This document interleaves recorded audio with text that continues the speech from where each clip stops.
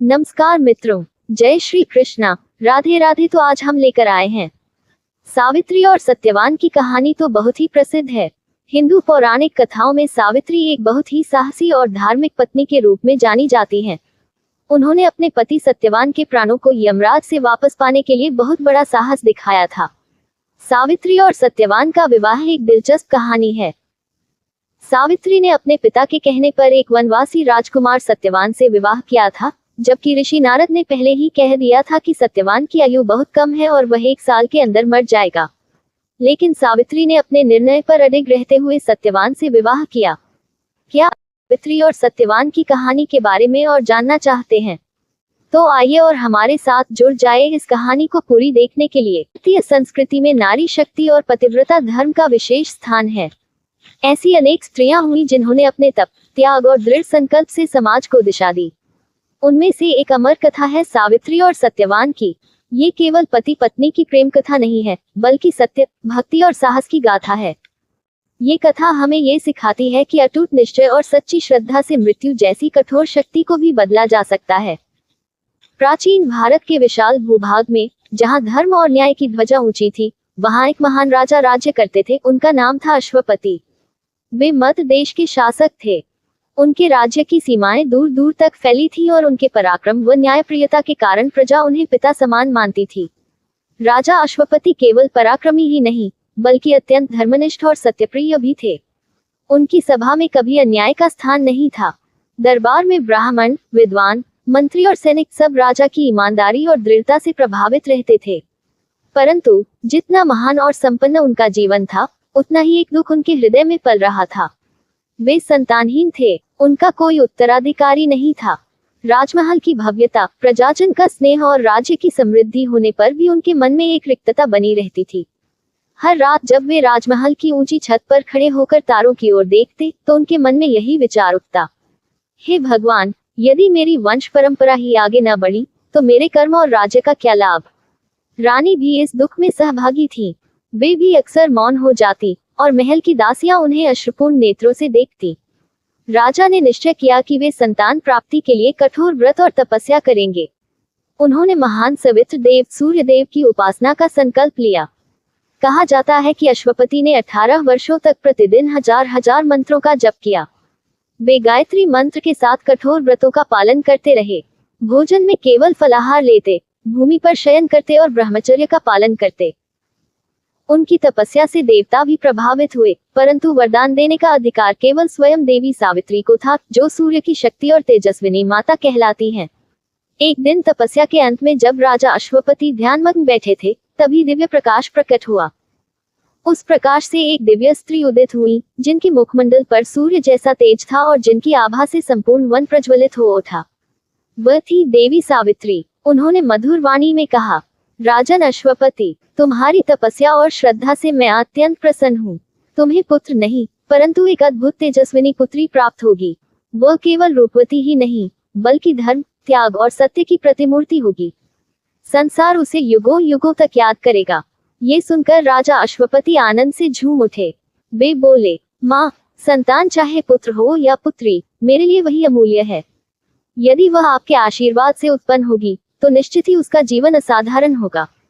देवी ने आशीर्वाद देकर अंतर्धान हो गईं।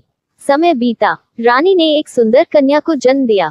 उस कन्या के जन्म से समूचे राज्य में उल्लास छा गया। ब्राह्मणों ने मंगल गीत गाए, नागरिकों ने दीप प्रज्वलित किए और महल में उत्सव मनाया गया। कन्या का नाम रखा गया सावित्री। ये नाम इसलिए रखा गया क्योंकि वह देवी सावित्री के आशीर्वाद से जन्मी थी। बाल्यावस्था और विशेष गुण। सावित्री बचपन से ही असाधारण थी। उसका रूप अनुपम था, जैसे पूर्णिमा की चांदनी। उसकी वाणी मधुर और हृदय दयालु। वह विद्या में भी प्रखर थी। ऋषियों के आश्रमों में जाकर उसने वेद शास्त्र, धर्म और नीति की शिक्षा पाई। शस्त्र विद्या में भी निपुण हुई। प्रजाजन जब उसे देखते तो कहते, ये तो देवी का ही अंश है। ऐसी कन्या युगों में एक बार जन्म लेती है। राजा का सुख और संतोष। अब राजा अश्वपति और रानी का जीवन आनंदमय हो गया। वे अपनी पुत्री को देखकर गर्व अनुभव करते। परंतु धीरे धीरे जब सावित्री युवावस्था में पहुंची, तो राजा को एक नया चिंता सताने लगी, उसका विवाह किससे होगा। समय बीतता गया। राजकन्या सावित्री अब युवावस्था में प्रवेश कर चुकी थी। उसका सौंदर्य ऐसा था कि देखने वाला मंत्रमुग्ध हो जाता। उसकी काया ऐसी तेजस्विनी थी कि महल के कोने कोने में जब वह चलती तो दीपक भी मानो झुककर उसे नमन करते। उसके नेत्र कमल की पंखुड़ियों जैसे, वाणी मधुर मधु जैसी और स्वभाव निर्मल गंगा के जल जैसा था। किंतु केवल रूप ही उसकी विशेषता नहीं थी, उसकी विद्या और गुण भी असाधारण थे। उसने वेद शास्त्र, नीति, साहित्य और संगीत की शिक्षा पाई थी। युद्धकला और घुड़सवारी में भी वह निपुण थी। साथ ही करुणा और सेवा भाव उसमें कूट कूट कर भरा था। राज्य की स्त्रियां और दासियां अक्सर कहती, राजकुमारी केवल राजसी सौंदर्य ही नहीं बल्कि एक ऋषिकन्या की भांति संयम और ज्ञान से युक्त हैं। जब सावित्री विवाह योग्य आयु को पहुंची तो राजा अश्वपति के मन में चिंता उत्पन्न हुई। मेरी पुत्री असाधारण है, वे सोचते, क्या कोई वर उसकी योग्य होगा? क्या कोई राजकुमार उसके ज्ञान, सौंदर्य और तेज का सामना कर सकेगा? इसी चिंता से वे कई दिनों तक मौन रहे। अंततः उन्होंने दरबार में अपने मंत्रियों और ब्राह्मणों से विचार किया। राजदरबार में अनेक पड़ोसी राजाओं के पुत्र और राजकुमार आते थे। जब वे सावित्री को देखते तो उसके सौंदर्य से प्रभावित तो होते, परंतु भीतर भीतर भयभीत हो जाते। कई राजकुमारों ने मन में सोचा, ये कन्या तो असाधारण है, हम जैसे साधारण मनुष्य इसके योग्य कैसे हो सकते हैं? कुछ ने तो यहाँ तक कहा, सावित्री तो किसी देवी समान है, हम उससे विवाह कर भी लें तो क्या उसका तेज हमें सहन होगा? इस प्रकार एक एक कर सबने मना कर दिया। एक दिन राजा अश्वपति ने अपनी पुत्री को अपने पास बुलाया। वे बोले, पुत्री, तेरी आयु अब विवाह योग्य हो गई है, परंतु कोई भी राजकुमार तेरे योग्य वर बनने का साहस नहीं करता। मुझे भय है कि कहीं तेरा यौवन व्यर्थ न बीत जाए। सावित्री ने अपने पिता की आंखों में चिंता देखी। उसने गंभीर स्वर में उत्तर दिया, पिताश्री, आप चिंता न करें। यदि कोई मेरे लिए आगे नहीं बढ़ रहा तो मैं स्वयं अपने पति का चयन करूंगी। मैं वन वन भ्रमण करूंगी, आश्रमों और राजाओं के घरों में जाकर देखूंगी और जो मुझे मेरे मन और धर्म के योग्य लगेगा उसी को अपना वर चुनूंगी। राजा अश्वपति ने उसकी दृढ़ता देखी और सहमति दी। कुछ ही दिनों बाद सावित्री अपने सेवकों और सहेलियों के साथ वन भ्रमण पर निकली। उसके साथ ऋषि मुनियों का आशीर्वाद भी था। वह घोड़ों पर नहीं बल्कि साधारण रथ में यात्रा करती ताकि राजसी वैभव का प्रदर्शन न हो। वनों में जाकर उसने अनेक ऋषियों के आश्रम देखे। वहां उसने देखा, कोई ऋषिकुमार अग्निहोत्र में व्यस्त है, कोई साधु ध्यान में लीन है, कोई गृहस्थ पुत्र सेवा में निष्ठावान है, परंतु उसका मन किसी पर स्थिर नहीं हुआ। एक दिन वह अपने रथ से घने वन में पहुंची। वहां हवा में शीतलता थी, वृक्षों पर कोयल गा रही थी और हरे भरे वृक्षों की छाया में वन खिला हुआ था। तभी उसने देखा, एक युवक लकड़ियां काट रहा था। उसका रूप तेजस्वी था, भुजाएं बलशाली, नेत्र गंभीर और वाणी मधुर। वह साधारण वस्त्र पहने था, परंतु उसके मुख पर राजसी आभा स्पष्ट झलक रही थी। सावित्री ने रथ रोकने का संकेत किया। उसने देखा कि वह युवक अपने कार्य में तल्लीन है, जैसे संसार से उसे कोई मोह ही नहीं। सावित्री के मन में विचार उठा, ये कौन है? इसका तेज तो किसी राजकुमार जैसा है, पर जीवन इतना साधारण क्यों? सावित्री ने अपने साथियों से पूछा। उन्होंने बताया, ये सत्यवान है, यह अंधे राजा द्युमत्सेन का पुत्र है। द्युमत्सेन पहले एक महान राजा थे, परंतु अब अपना राज्य खो चुके हैं और परिवार सहित इस वन में रहते हैं। सत्यवान अपने माता पिता की सेवा करता है और सत्य, साहस और धर्म का पालन करता है। सावित्री के हृदय में एक अनोखी शांति भर गई। उस क्षण सावित्री ने निश्चय कर लिया, यही मेरा वर है, यही वह पुरुष है जिसके साथ मेरा जीवन पूर्ण होगा। सत्यवान का रूप भले साधारण हो, परंतु उसका तेज, उसका धर्म और सेवा भाव अद्वितीय था। सावित्री ने मन ही मन प्रण किया कि वह केवल सत्यवान को ही अपना पति मानेगी। वापस लौटना और पिता को बताना। सावित्री ने अपने भ्रमण के बाद महल लौटकर अपने पिता अश्वपति को सब बताया। उसने विनम्र स्वर में कहा, पिताश्री, मैंने अपना जीवन साथी चुन लिया है। उसका नाम है सत्यवान, जो वन में अपने अंधे माता पिता की सेवा कर रहा है। वह राजवंश का पुत्र है, परंतु राज्यहीन है, किंतु उसके गुण और धर्म किसी भी राजकुमार से श्रेष्ठ हैं। राजा अश्वपति थोड़े चिंतित हुए, परंतु वे पुत्री की इच्छा के विरुद्ध नहीं जा सकते थे। उसी समय दरबार में महर्षि नारद का आगमन हुआ। नारद मुनि, जो त्रिलोक में घूमते रहते हैं और सत्य को प्रकट करने वाले माने जाते हैं, वीणा बजाते हुए दरबार में आए। उनकी उपस्थिति से पूरा दरबार भक्तिभाव से गूंज उठा। राजा अश्वपति ने उनका स्वागत किया और आदरपूर्वक आसन दिया। राजा ने निवेदन किया, भगवान, मेरी पुत्री ने स्वयंवर के लिए एक राजकुमार चुना है। उसका नाम सत्यवान है। मैं जानना चाहता हूँ कि क्या वह वास्तव में मेरी पुत्री के योग्य है और क्या उनके जीवन में सुख रहेगा। नारद मुनि ने अपनी आंखें बंद की। उन्होंने दिव्य दृष्टि से सत्यवान के भविष्य को देखा। कुछ क्षणों के मौन के बाद उन्होंने कहा, राजन, सत्यवान निस्संदेह गुणों में श्रेष्ठ है। वह तेजस्वी, साहसी, सत्यप्रिय और धर्मनिष्ठ है। उसका हृदय सोने के समान निर्मल है। यदि संसार में कोई कन्या अपने पति के लिए गर्व कर सकती है तो वह सत्यवान ही है। किंतु ये सुनकर पूरा दरबार शांत हो गया। नारद आगे बोले, किंतु सत्यवान का जीवन बहुत अल्प है। आज से केवल 1 वर्ष ही उसका आयुष्य शेष है। उसके पश्चात वह मृत्यु के मुख में चला जाएगा। यह अटल सत्य है। इन शब्दों ने मानो वज्रपात कर दिया। राजा अश्वपति स्तब्ध रह गए। उनकी आंखों में चिंता छा गई। दरबारियों के चेहरे फीके पड़ गए। उन्होंने सावित्री की ओर देखा और कहा, पुत्री, तूने सुना, सत्यवान तो अल्पायु है। तुझे अपना निर्णय बदलना होगा। तुझे किसी और योग्य वर का चयन करना चाहिए। परंतु सावित्री की आंखों में अपूर्व दृढ़ता झलक रही थी। उसने शांत और स्थिर स्वर में कहा, पिताश्री, एक कन्या के लिए पति का चयन एक बार होता है। जैसे कोई व्यक्ति तीर चलाने के बाद उसे वापस नहीं बुला सकता, वैसे ही मैंने सत्यवान को चुन लिया है। अब मैं किसी और के बारे में सोच भी नहीं सकती। चाहे उसका जीवन 1 वर्ष का ही क्यों न हो, वही मेरा पति होगा। उसकी मृत्यु मेरी भी मृत्यु होगी। मैं जन्म जन्मांतर तक उसी की संगिनी बनना चाहती हूँ। नारद मुनि मुस्कुराए। उन्होंने कहा, राजन, तेरी पुत्री की दृढ़ता और पतिव्रता अद्वितीय है। स्त्री का धर्म यही है कि वह अपने पति को एक बार चुनकर सदा उसी के प्रति समर्पित रहे। सावित्री का ये संकल्प आने वाले युगों में आदर्श बनेगा। तुम्हें इसकी इच्छा का सम्मान करना चाहिए। राजा अश्वपति भारी मन से बोले, यदि यही देवताओं की इच्छा है तो मैं अपनी पुत्री के निर्णय का सम्मान करता हूँ। परंतु मैं प्रार्थना करता हूँ कि मेरी पुत्री का भविष्य मंगलमय हो। सावित्री ने अपने पिता का हाथ पकड़कर कहा, पिताश्री, आप चिंता न करें। मृत्यु से बड़ा कुछ भी नहीं होता, और यदि धर्म और सच्ची निष्ठा के साथ उसका सामना किया जाए तो मृत्यु भी पराजित हो सकती है। मैं सत्यवान की संगिनी बनूंगी और चाहे जो भी हो, उसका भाग्य मेरा भाग्य होगा। ये कहते समय उसकी आंखों में आंसू नहीं थे, बल्कि अपूर्व तेज था, मानो वह पहले से ही किसी महायुद्ध की तैयारी कर रही हो। उस दिन से ही सावित्री ने अपने हृदय में एक संकल्प लिया, मैं सत्यवान के साथ विवाह करूंगी और उसके जीवन के प्रत्येक क्षण में उसका साथ दूंगी। चाहे समय कितना ही कठोर क्यों न हो, मैं धर्म और निष्ठा से उसका सामना करूंगी। राजा अश्वपति ने जब यह निर्णय स्वीकार किया कि उनकी पुत्री सावित्री का विवाह सत्यवान से ही होगा, तो महल में विवाह की तैयारियां आरंभ हो गईं। यद्यपि सत्यवान का जीवन अल्प बताया गया था, फिर भी अश्वपति ने अपने धर्म और वचन का पालन करते हुए भव्य आयोजन किया। नगर में उत्सव जैसा वातावरण था। गलियों को फूलों से सजाया गया, मंदिरों में दीप प्रज्वलित किए गए और ब्राह्मणों ने मंगल मंत्रों का उच्चारण किया। परंतु सावित्री का मन किसी भव्यता या वैभव की ओर आकर्षित नहीं था।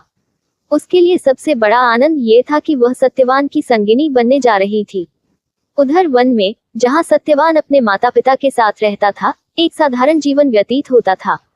सत्यवान के पिता द्युमत्सेन पूर्व में महान राजा थे, किंतु दुर्भाग्य से उन्होंने अपना राज्य खो दिया था और अब अंधत्व से पीड़ित होकर अपनी पत्नी संग वन में रहते थे।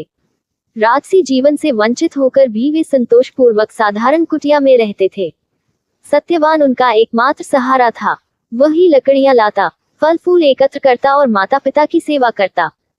जब उन्हें ज्ञात हुआ कि राजकुमारी सावित्री उनकी पुत्रवधू बनने जा रही है, तो वे कुछ क्षणों के लिए हतप्रभ रह गए। द्युमत्सेन ने सोचा, हमने सब कुछ खो दिया है, अब हमारे पास देने को कुछ भी नहीं। क्या राजकुमारी हमारे कठिन जीवन में सुखी रह पाएगी? परंतु सावित्री ने स्वयं आकर उनके चरणों में प्रणाम किया और कहा, महाराज, मैं आपके पुत्र के साथ रहना ही अपना सौभाग्य मानती हूँ। मेरे लिए राजमहल और वन एक समान हैं। ये सुनकर द्युमत्सेन और उनकी पत्नी की आंखों से आंसू बह निकले। विवाह के दिन राजमहल में वैदिक मंत्रों की गूंज थी। ब्राह्मणों ने यज्ञ कुंड सजाया, अग्नि प्रज्वलित की और मंत्रोच्चार के बीच सावित्री व सत्यवान ने 7 फेरे लिए। 7वें फेरे में सावित्री ने मन ही मन प्रण किया, मैं जन्म जन्मांतर तक सत्यवान की संगिनी रहूंगी। उसके सुख में सुखी, उसके दुख में दुखी और उसके जीवन में जीवनमयी रहूंगी। सभा में उपस्थित सभी लोग उसकी दृढ़ता और तेज से अभिभूत हो उठे।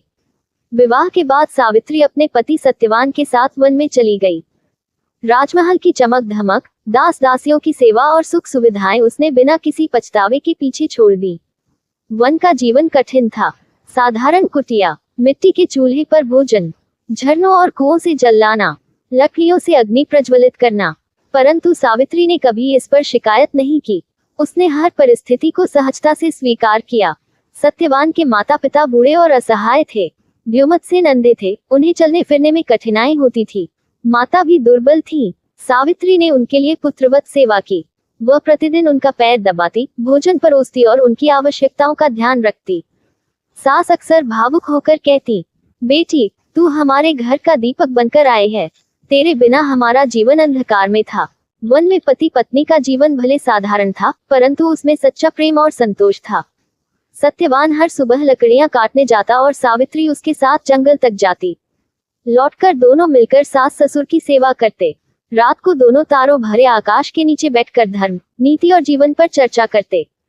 सत्यवान कहता, प्रिय, हमारे पास राजमहल नहीं, परंतु यह वन भी कम सुंदर नहीं है। यहाँ का जीवन कठिन है, परंतु इसमें स्वाधीनता है।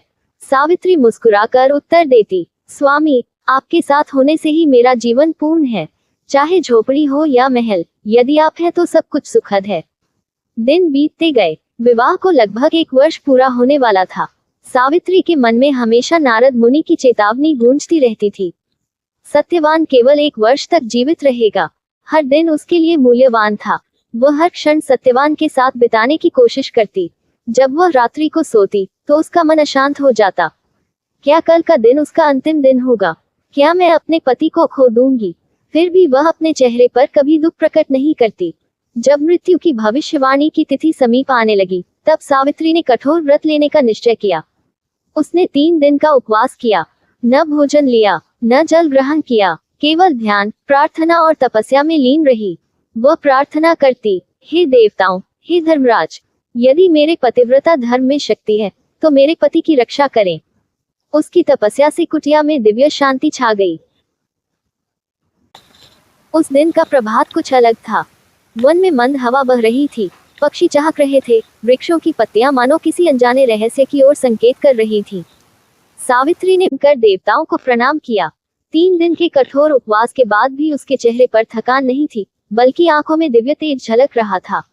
उसने सत्यवान के चरण स्पर्श किए और मन ही मन सोचा, आज का दिन निर्णायक है।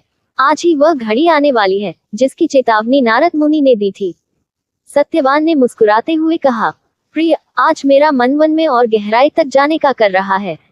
लकड़ी लानी है, चलो साथ चलें। सावित्री ने सहज स्वर में उत्तर दिया, हाँ स्वामी, मैं आपके साथ चलूंगी। आज मैं आपको अकेला नहीं छोड़ सकती। सास ससुर ने उन्हें जाते देखा और मन ही मन प्रार्थना की। दोनों रथ से नहीं, बल्कि पैदल ही निकल पड़े। वन की नीरवता में पक्षियों की मधुर ध्वनि गूंज रही थी। सूर्य की किरणें पत्तों के बीच से छनकर भूमि पर गिर रही थी।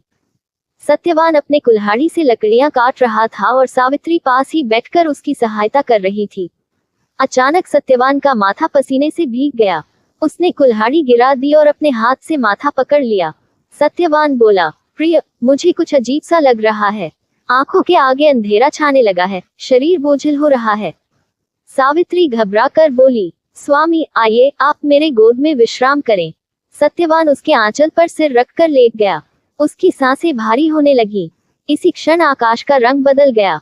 वन में अचानक शांति छा गई। पक्षियों ने गाना बंद कर दिया। सावित्री ने देखा, एक विशाल काला पुरुष, दैत्याकार, हाथ में फंदा लिए, प्रचंड आभा से प्रकट हुआ। वह थे यमराज, मृत्यु के देवता। उनके आने से वातावरण गंभीर और भयावह हो गया। सावित्री ने हाथ जोड़कर प्रणाम किया। यमराज ने गंभीर स्वर में कहा, सावित्री, तेरा पति सत्यवान का जीवन यहाँ तक ही था। मैं उसके प्राण लेने आया हूँ। धर्म का ये नियम अटल है।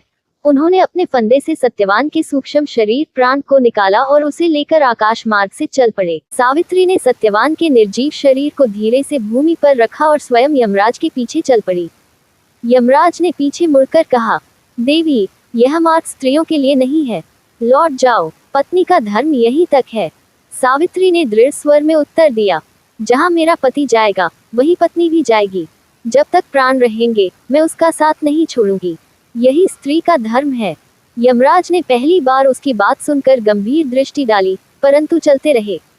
कुछ दूर चलने के बाद यमराज बोले, सावित्री, तुमने धर्म की बड़ी सुंदर व्याख्या की, मुझे प्रसन्नता है। यद्यपि सत्यवान को मैं वापस नहीं दे सकता, परंतु तुम मुझसे एक वर मांग सकती हो। सावित्री ने विनम्रता से कहा, यदि आप प्रसन्न हैं, तो मेरे सास ससुर द्युमत्सेन को उनकी खोई हुई नेत्र ज्योति और राज्य वापस दीजिए। यमराज ने तुरंत वरदान दे दिया। यमराज आगे बढ़े, सावित्री भी पीछे पीछे चली।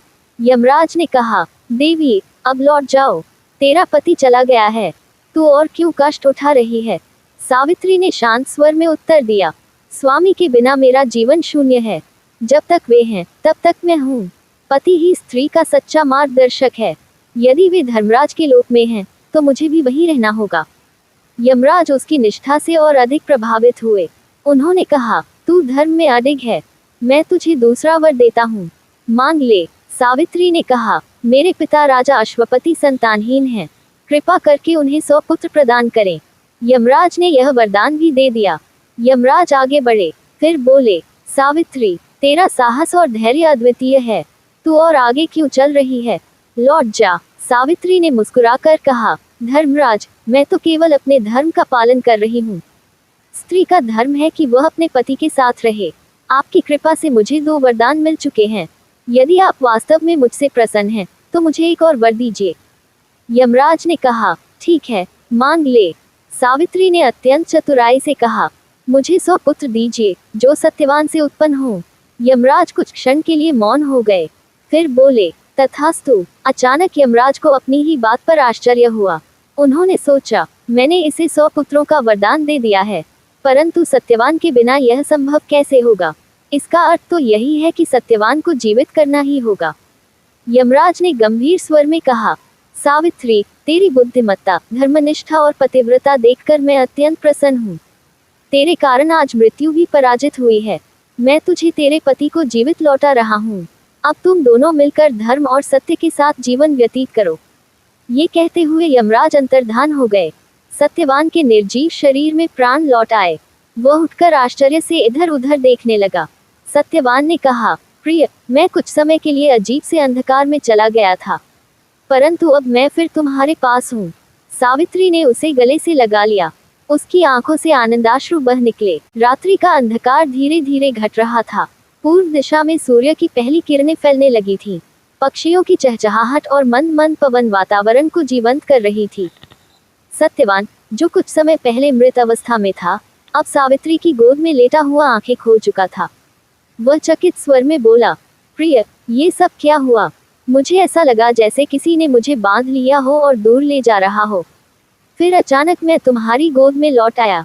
सावित्री ने कोमल मुस्कान के साथ कहा, स्वामी, ये ईश्वर और धर्मराज की कृपा है।